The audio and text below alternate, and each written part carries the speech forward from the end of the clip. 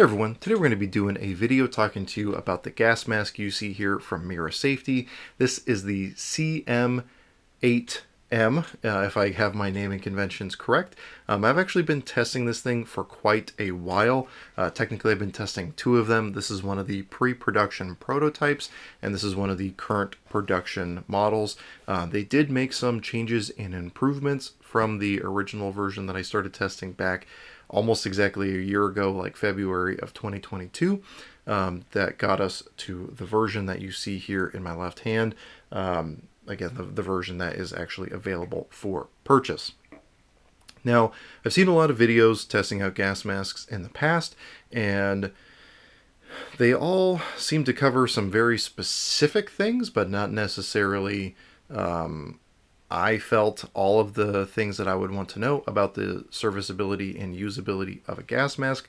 So I've strived to do that in this video. If there's stuff that you think I've missed or stuff that you want me to cover, please let me know. But I definitely did my best and even subjected myself to some tear gas as a result. And also I should thank my friend Alex for his help in testing this. As you guys know, if you've been watching my channel or watching this video for the last minute or so, I have a beard, and that usually is going to restrict the efficacy of gas masks being worn. And so I wanted to have a more clean-shaven individual to help me test out this gas mask to its more full potential. So my friend Alex definitely helped me with that. And again, usually when I watch gas mask videos, they usually stop at, okay, does it protect you from exposure to CBRN type stuff, or chemical, biological, radiological, nuclear, and then high yield explosive. That's what CBRN stands for, if I remember correctly. It's been a long time since I've been in the military. And yes, that is super valuable information. If the gas mask doesn't protect you from those outside hazards, why are you wearing a gas mask? However, again, that's where most of them stop. And to me, especially being someone in the firearms world and the training world, there are things that also are important that I want to be able to do, or I don't want the gas mask to restrict me from doing, while I'm also protecting myself from those hazards. You know, can I shoot with this mask on? Can I still wear a helmet? Can I run comms? Can I be understood when talking to someone with this mask? And those are all things that I strove to tackle in this review. So, like I said, I originally started testing with this one. I did move on to this one more recently, but most of the footage you're going to see is from testing this mask. So before we get into that, I want to talk about the improvements that they made, going from the original one here in my right hand on your left side of the screen to this one here in my left hand on your right hand side of the screen, because some of those differences are going to be more apparent when you're looking at the older version of this mask. So really the main differences that they tried to tackle with this original mask is reducing the distortion that you get from this curved lens, because if we look at the mask here, you can see that we've got a large front curved lens that gives you a very large field of view, but in the original one there was some distortion and waviness in there that would make it a little bit more difficult to shoot at targets. Basically, you would bring your sight up, and due to the waviness of it, it would refract the light in a weird way, so you would think you're aimed in at something but actually shooting at something else, which would potentially cause you to miss your target. They did address that, as you'll see in a test later in this video. The other thing that they worked on is the actual seal that goes around your face, which is going to prevent the gas mask from fogging up. When you see the testing done on my friend Alex, you can see that he is having some fogging up issues, and that is because we were using the old mask. And that is, again, something they strove to improve here. So again, we'll see some of that difference later on in the video, but let's go ahead and jump into some of the testing that we did on that very first day. So I have two of the masks here.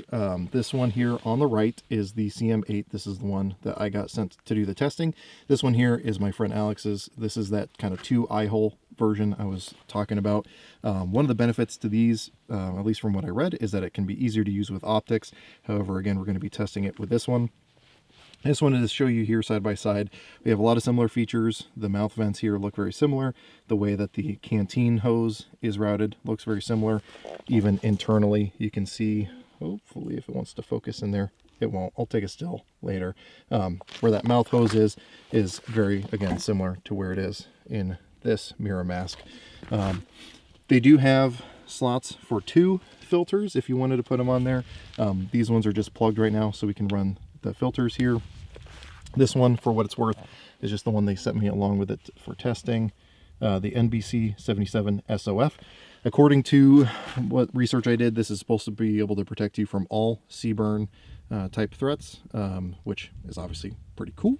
This one here is one of the other filters that they make. They have a bunch of filters on their website. Obviously, that will all be linked down below. So I got my buddy Scabs there on standby, being a real trooper, and his Walter White get up there. So he's going to be standing at the table turning this guy on, if we can focus here. So this is a clear out tear gas bomb.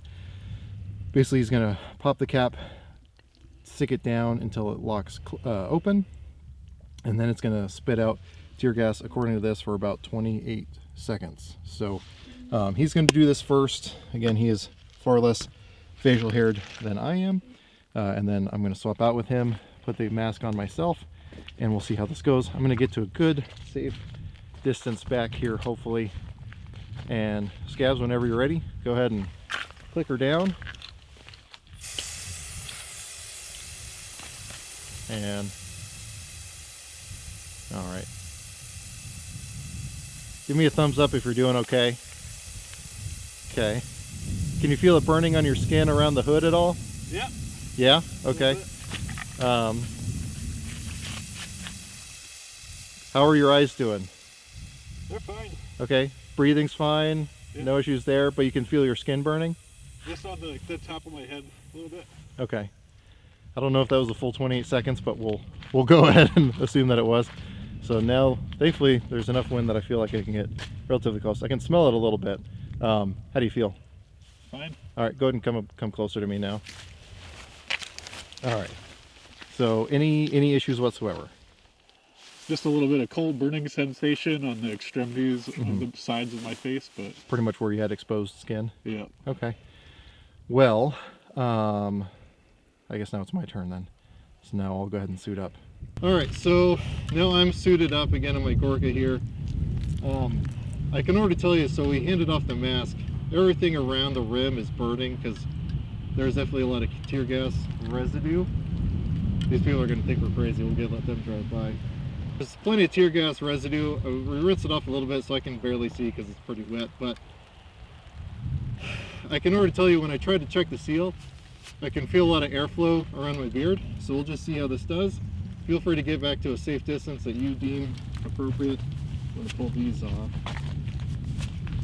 Oh, I'm not looking forward to this.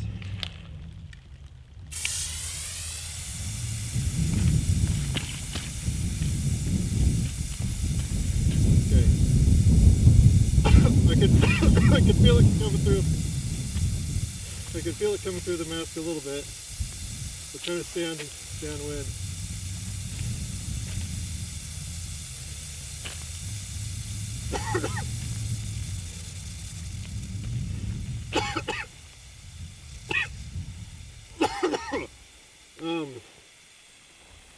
I don't want to take my mask off because I'm fairly confident it's better in here than it would be without. Honestly, I'm pretty impressed. When I lifted my head up, I could feel it flowing through around my beard. But honestly, I'm pretty impressed by how well it did. I got a little bit of it for sure, but I did better than I thought. Again, I can feel a lot of burning around the rim of my face. I'm glad I didn't take this off because that I feel like would have been a whole lot worse. But honestly, I'm pretty surprised. Again, anywhere there was exposed skin and when there was contact with the mask, I can feel it burning. We're just going to let it air out. We do not want to touch our faces. Pro tip, if you're ever exposed to tear gas, do not touch your face or any exposed skin, because you're just going to make it worse on yourself in the long term. So again, we're just going to kind of let it air out here, but I don't know. Alex, what's your thoughts? Let's give it 30 seconds. It's just getting progressively worse for me. So. Really? Yeah. Okay. All right. Let's go ahead and cut the camera then. While we're here, let's go ahead and talk about how it is to breathe. So obviously, anytime you're using a gas mask, there's going to be extra labor involved. But how would you describe this compared to other gas masks you've worn? It sucks just as much as any of the other ones. It feels like I just like walked up a mountain. Okay. That's not good. That's just standing still. But again, that's just kind of par for the course for gas masks.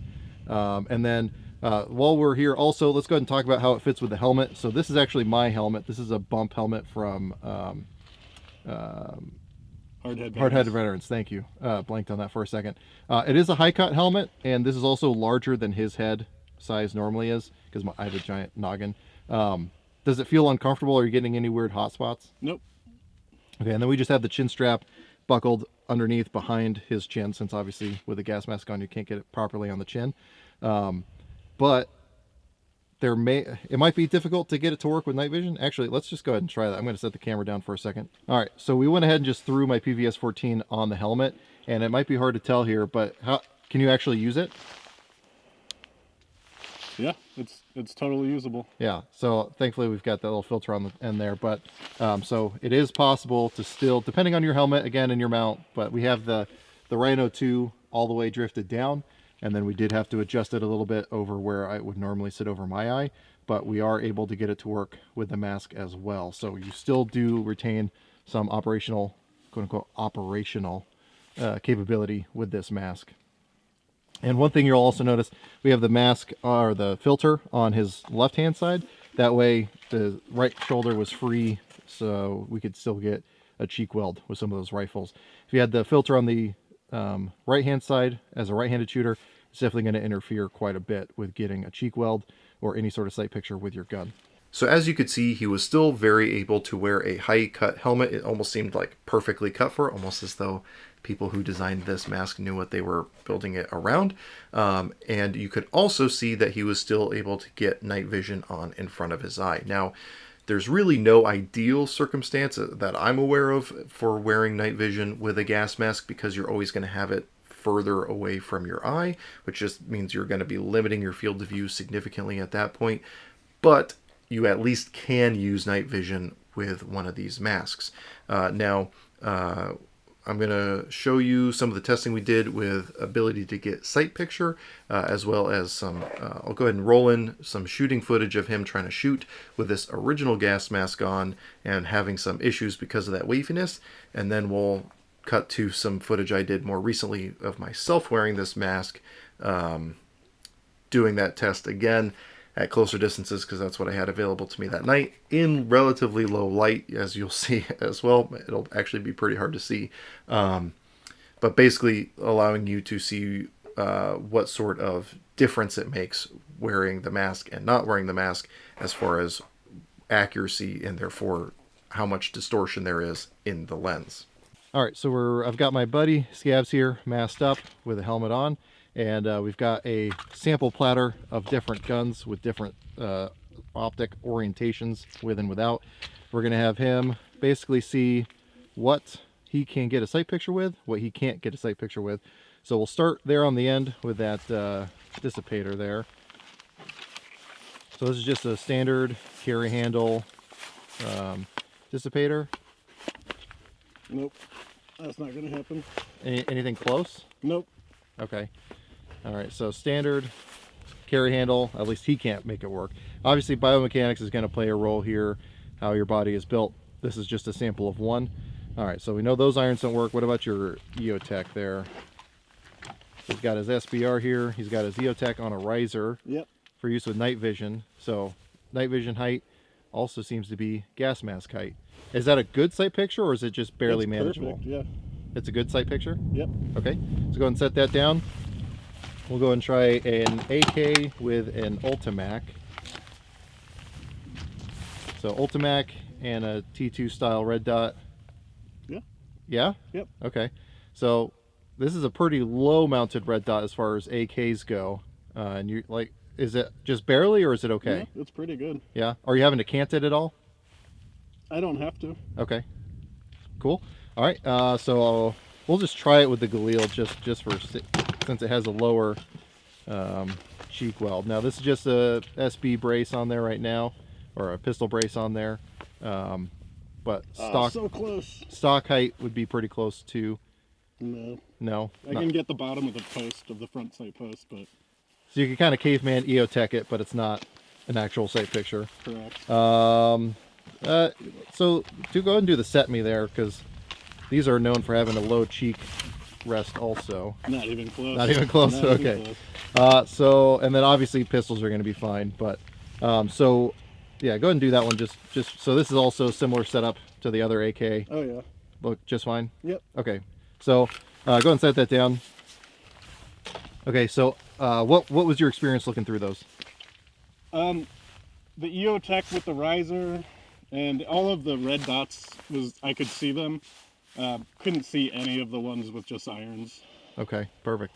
All right, so here you can see again we have a riser on the EOTech. This is again mostly for using with passive night vision, but this case it seems to help out quite a bit with getting a sight picture. So scabs whenever you're ready.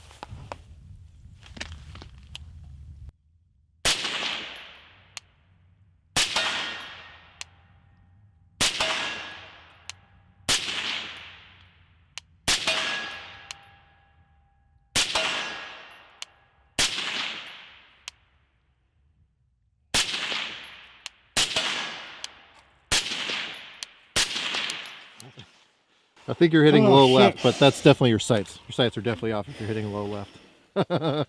Well, how was it actually shooting? It's hard to breathe. Yeah. There's definitely like a little bit of waviness in the Like distortion and yeah, there's some distortion. It kind of feels like my eyes are teared up or something, and then I'm getting a little bit of fog in the mask itself as well. I'm seeing that, which for what it's worth, I did not treat this mask at all with any of the anti-fog stuff. That may have helped with the fogginess, but probably not with the distortion that you're getting through the curved glass. All right, so you have to excuse how dark it is. This is just the reality of the situation. It might actually make this test better. But we're going to check how the distortion of the lens, or if there is any distortion of lens, affects your point of impact. So I've got a paper target there at 20 yards. I'm just going to fire 5 rounds with the red dot with my regular corrected eyesight, and then we'll put the mask on, fire another 5 rounds.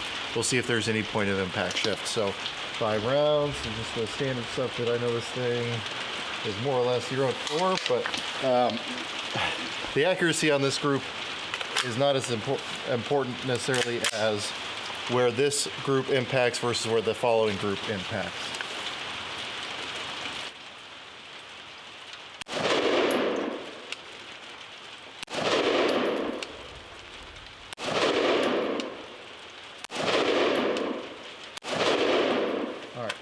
So I'm gonna walk down there with my camera, take a picture, or with my phone, since I don't want to take this in the rain.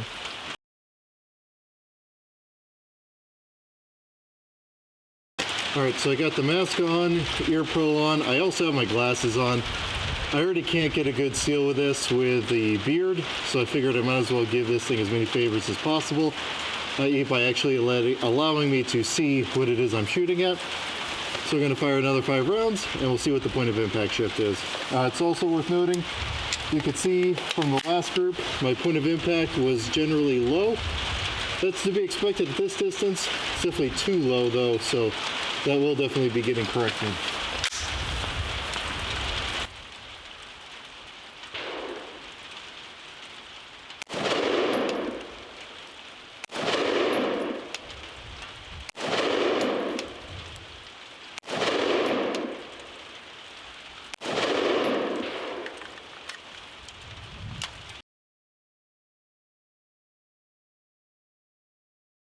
You could probably tell from that test, if you've seen the pictures by now, that the mean point of impact was broadly the same. I had one impact that was quite a bit higher. the group itself was larger. I think that is more of me as opposed to the mask. Because having extra weight and mass on your face when you don't practice with it all the time is definitely going to affect your consistency. But again, the mean point of impact was the same, meaning that if there is any distortion, and again, we're really doing it at 20 yards here, but any distortion is going to be relatively minimal. Obviously, if I was shooting prone, et cetera, that we might see some differences, but that is pretty decent. Again, mean point of impact shift, effectively the same at 20 yards. Obviously, that is going to extend out further as well, so I would say as long as you're a competent shooter and you practice with your mask, you should be just fine. So obviously watching that video, my testing was not exactly the same circumstances. It's just because I had a different environment available to me the day that I went to the range to film my portion of it. But while my group opened up, I think that's more a side effect of me not being used to shooting with a gas mask on, but my mean point of impact stayed the same. And that's just running a regular red dot on an AR-15 at, I think it was about 20 yards. So realistic engagement distances for self-defense shootings. And again, while the group opened up, I'm still hitting in my intended area with this gas mask on or off, which I think is very good. Now, one thing that's important to note, during the test, I was wearing my glasses because I wanted my inability to see without glasses not really come into play as far as where my rounds were going. So it is important to note that when you're wearing glasses, you're going to affect the gas mask's ability to seal. Obviously, having a beard is going to do that as well. But Mira does give you the option of actually adding prescription inserts to this mask. So even if I have to take my glasses off, I can have prescription inserts in the gas mask that still allow me to see and function in the world around me and not completely be, handicapped by my inability to perceive anything more than couple inches in front of my face. So that is a very good feature of this mask. And then, especially if we looked at the comparison between this mask and previous versions of the mask with those two eye holes, really this just lends you a much larger field of view, which just makes it significantly easier to be aware of your surroundings and be able to, I want to use the word operate, but not in the context that people in the gun world typically use the word operate. Just your ability to function in the world around you is significantly increased with this style of mask.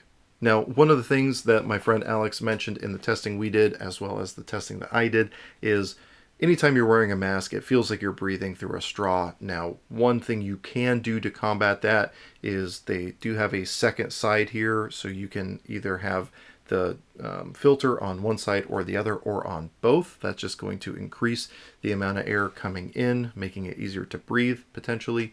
The other option that Mira has is basically a forced airflow system that you can wear that is pushing air through the gas mask, which is going to again aid in your ability to breathe.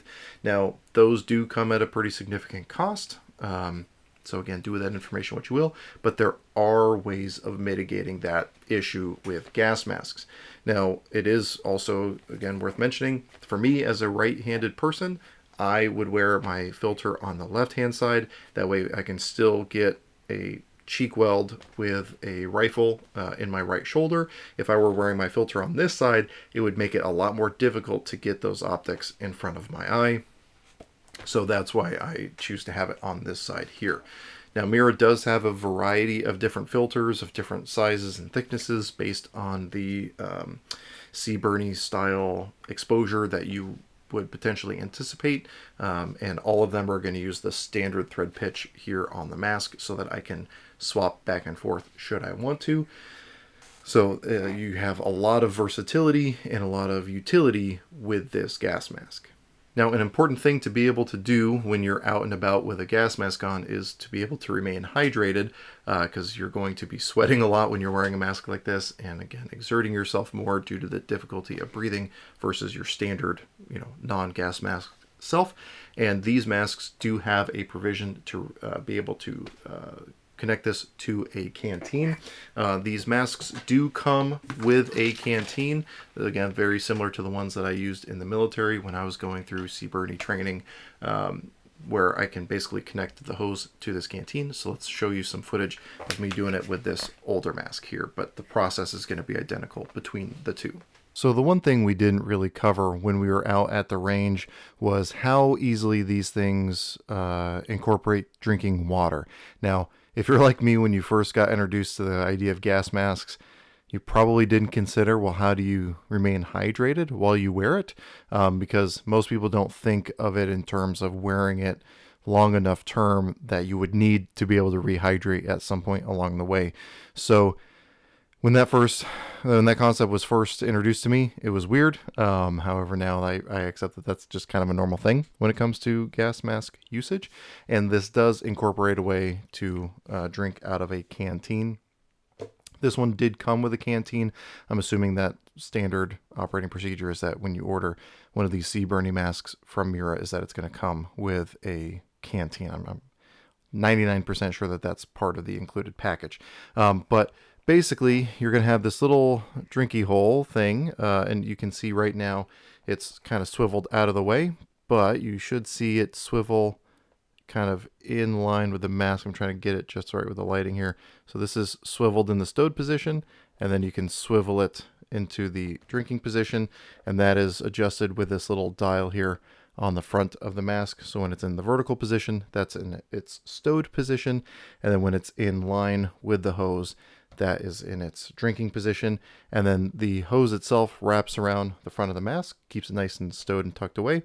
And then you've got this little hose here that you will actually drink with, and this little kind of storage hook for it. And then the canteen is just like your standard military style, at least modern military style canteen. And then you've just got this extra lid on the top here that is going to accept that port. Obviously, this is going to be important because if I'm in a CBRN environment or in an environment where I want to be protected from what is in the ambient air, obviously I don't want to take off my mask to be able to drink. So this should allow me to drink while wearing the mask. I did rinse this out. I didn't rinse the hose out, so we'll see how lovely this tastes. So just to demonstrate, I'm going to go ahead and put on the mask. We're going to tuck it out of the way here first. So I'm going to do my best to put this thing on. Thankfully, this has been rinsed out since the tear gas test, because obviously this would be very unpleasant, which basically I just put this thing in the shower and rinsed it off for what that's worth. So I'm going to disconnect my hose from up here. I'm going to remove the protective cap so I can get the male end for the lid. Open this thing up, pump this guy into the lid, and then I'm going to rotate the little drinky stem in front of my mouth. And because of the way my beard makes the mask sit on my face, that sounded funny, because of the way the mask sits on my face because of the beard, I kind of have to press in on this forward mouthpiece to get my mouth around the little stem. But let's go ahead and see if I can drink. Probably help if I held the held the hose, or held the canteen in a way where I could actually drink. You can tell I do this all the time.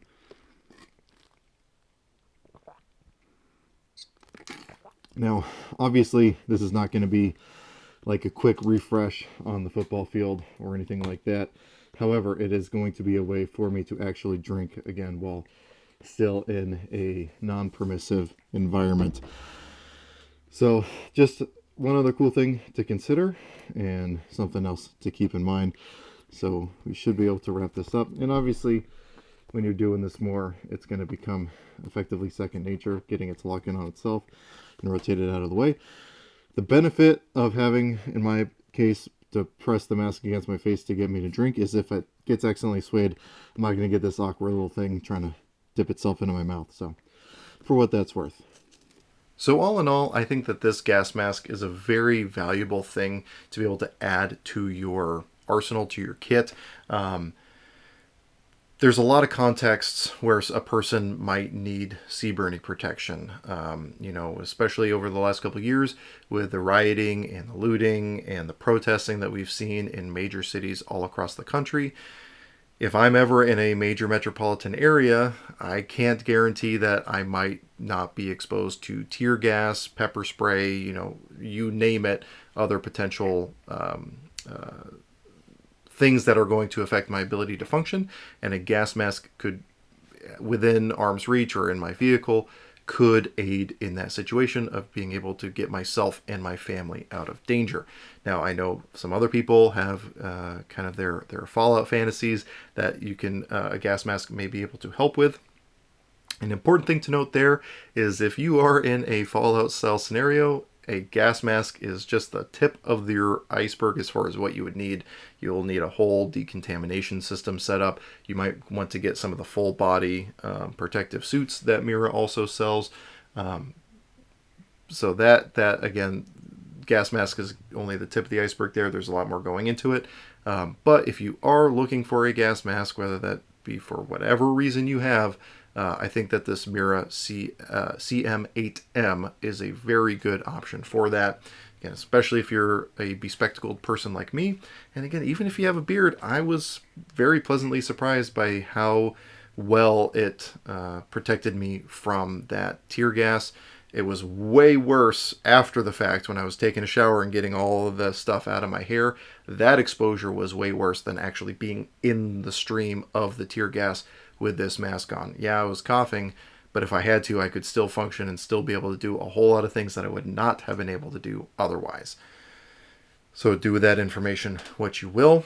Now, currently on their website, these are sold out, but I have it on good authority that they will be available again here soon. They have a pretty big support system. They don't just do gas masks. They do a bunch of other stuff.